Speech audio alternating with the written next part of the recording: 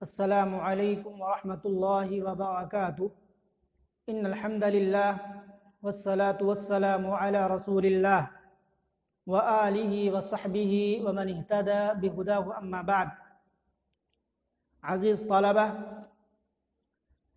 تیسیر مصطلح الحدیث محاضرہ نمبر 13 میں آپ کا استقبال ہے۔ آج کے درس میں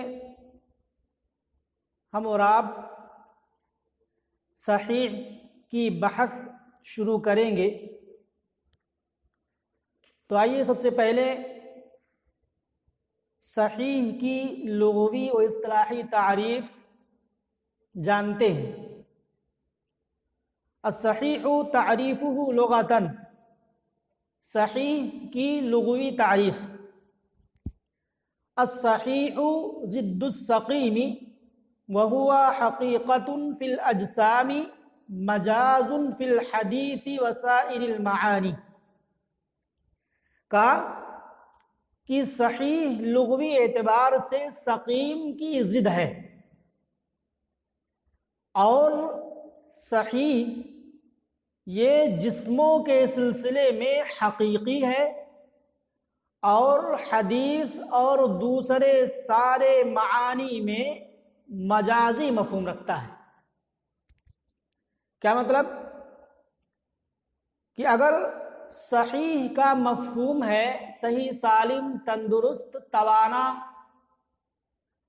تو سقیم کا مفہوم ہے بیمار۔ تو اس اعتبار سے دونوں ایک دوسرے کی ضد ہیں۔ دوسری بات یہ بتلا رہے ہیں کہ اگر صحیح کا استعمال جسم کے سلسلے میں ہو رہا ہے تو یہ صحیح کا حقیقی مفہوم ہوگا، اور اگر حدیث یا دوسرے معانی میں صحیح کا استعمال ہو رہا ہے، لفظ صحیح بولا جا رہا ہے، تو وہ مجازی مفہوم ہوگا، حقیقی مفہوم نہیں ہوگا۔ اصطلاحی تعریف دیکھیں: اصطلاحاً ما اتصل سندہ بنقل العدل الضابط عن مثلہ الى منتہاہ من غیر شذوذ ولا علہ۔ یہ تعریف یہاں پر کی گئی ہے۔ آئیے پہلے اس کا ترجمہ کر لیں، اس کے بعد اس تعریف کے تعلق سے کچھ باتیں آپ کو بتلائیں گے۔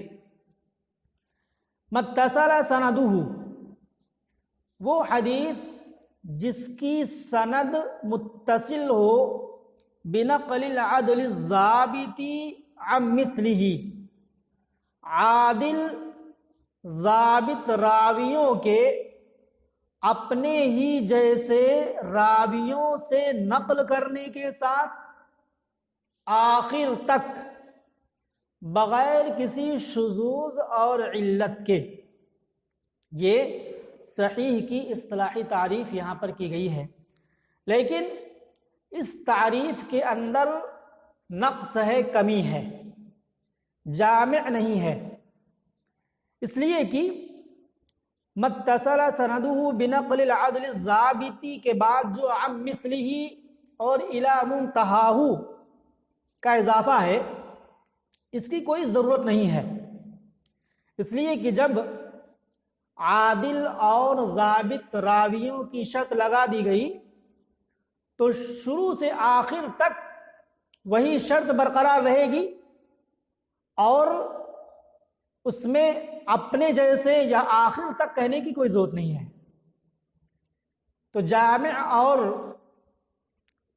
مانع تعریف کیا ہوگی؟ متصل سندہ بنقل العدل الضابط من غیر شذوذ ولا علہ، یہ جامع اور مانع تعریف ہے۔ تو اس کے اندر عن مثلہ اور الی منتہاہ یہ زیادہ ہے، یہ نہیں ہونا چاہیے۔ تو جامع تعریف آپ کے سامنے آ گئی۔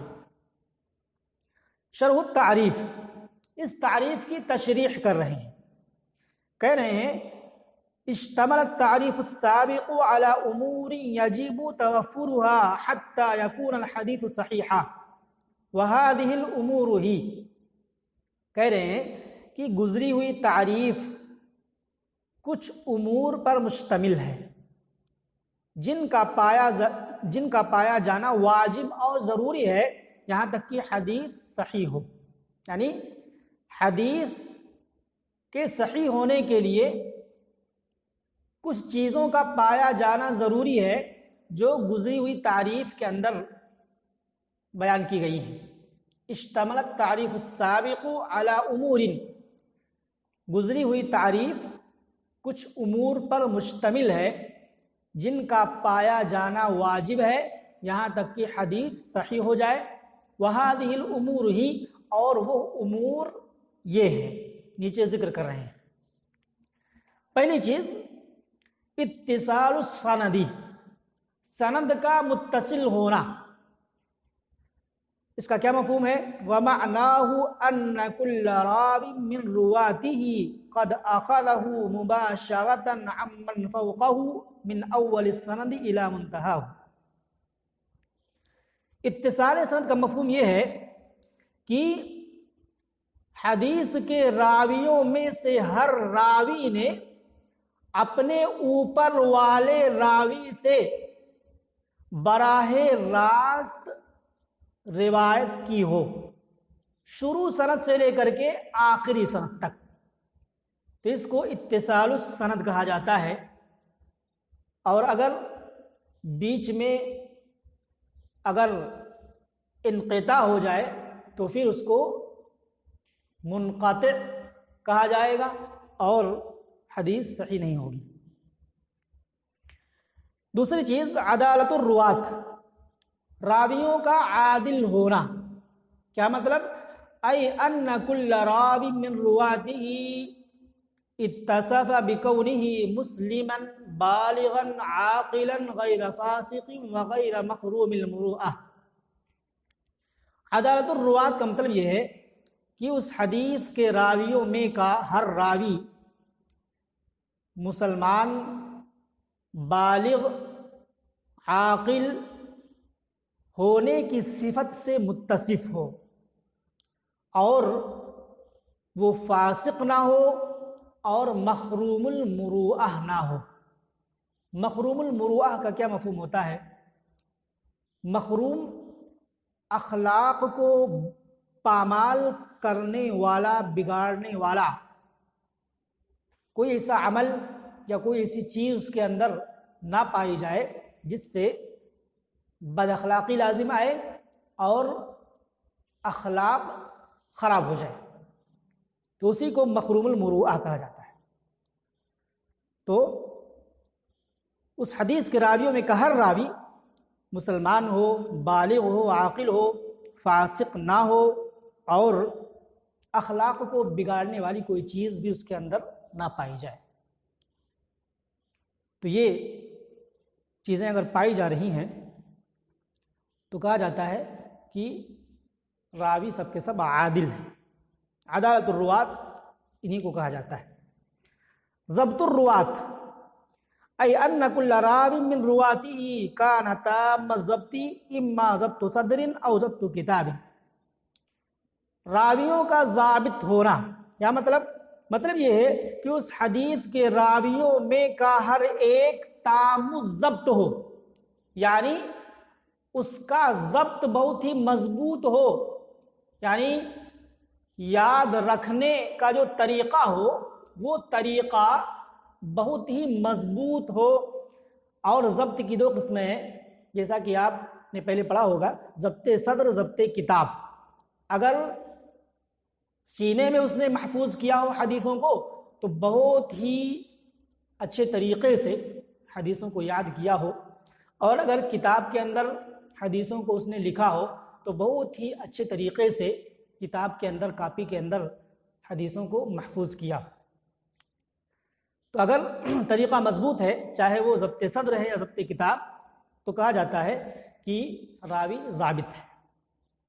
عدم الشذوذ ای ان لا یکون الحدیث شاذا، والشذوذ هو مخالفة الثقة لمن هو أوثق منه. عدم الشذوذ، شذوذ کا نہ پایا جانا. کیا مطلب یہ ہے کہ حدیث شاذ نہ ہو. اور شاذ کس کو کہتے ہیں، شذوذ کس کو کہتے ہیں؟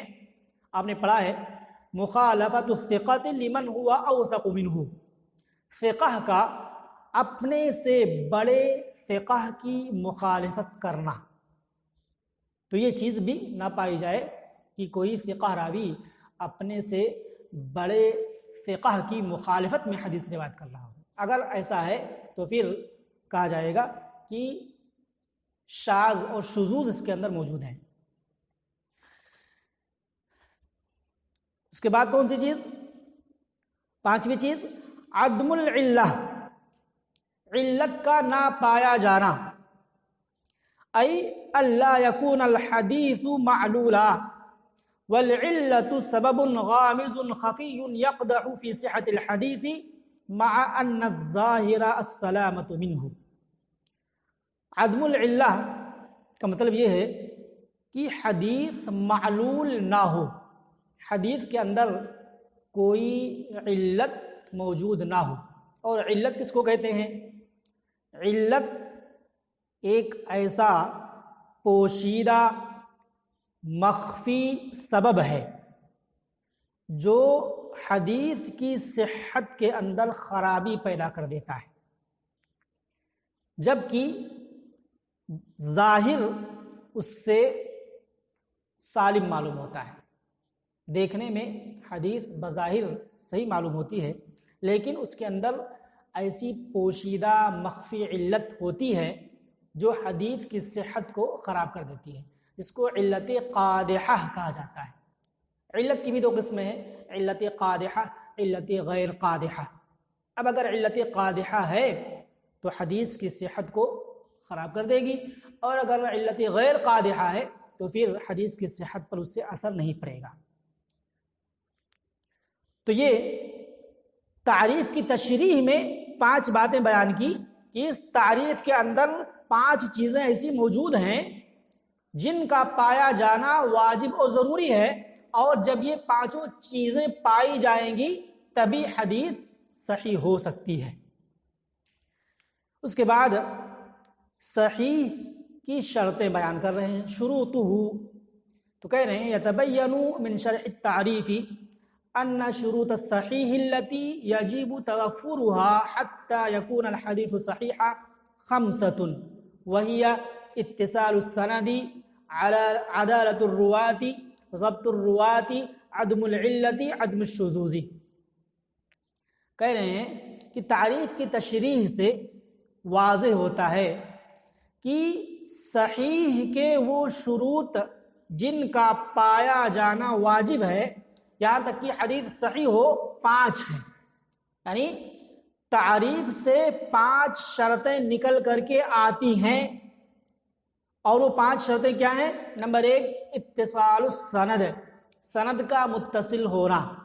نمبر 2 عدالت الروات، راویوں کا عادل ہونا. نمبر 3 ضبط الروات، راویوں کا ضابط ہونا، تام ضبط ہونا. نمبر 4 عدم العلہ، علت کا نہ پایا جانا. اور نمبر 5 عدم الشذوذ، شذوذ کا نہ پایا جانا. تو یہ 5 شرطیں ہیں جن کا پایا جانا صحیح حدیث کے اندر ضروری ہے. لیکن اگر ان میں سے کوئی ایک شرط بھی نہ پائی گئی تو پھر حدیث کو صحیح کا نام نہیں دیا جائے گا. وہی آگے بتلا رہے ہیں فَإِذَا اخْتَلَّ شَرْطٌ وَاحِدٌ مِنْ هَذِهِ الشُّرُوطِ الْخَمْسَةِ فَلَا يُسَمَّى الْحَدِيثُ حِينَئِذٍ صَحِيحًا. پس اگر شروط 5 میں سے، ان 5 شرطوں میں سے کوئی ایک شرط بھی نہ پائی گئی، مختل ہو گئی، تو اس وقت حدیث کو صحیح کا نام نہیں دیا جائے گا.